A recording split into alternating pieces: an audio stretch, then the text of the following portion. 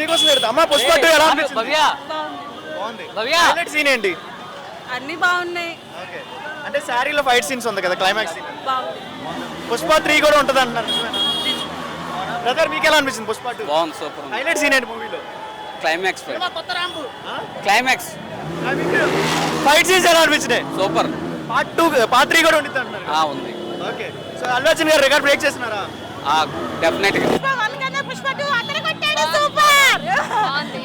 అంటే highlight scene ఏంటి మూవీలో? హైలైట్ సీన్ ఏంటి?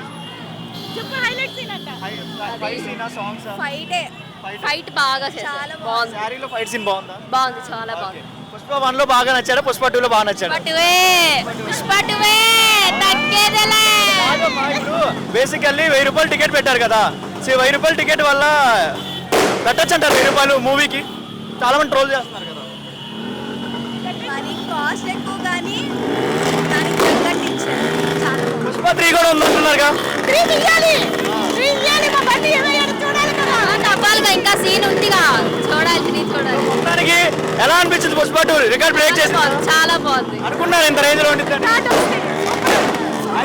కవర్ సాంగ్ ఎలా ఉంది? ఐటమ్ సాంగ్ ఎలా ఉంది? చాలా ఐటమ్ సాంగ్ సూపర్ శ్రీలీల గారు ఐటమ్ సాంగ్ ఎలా చేశారు? బాగుంది, చాలా బాగుంది.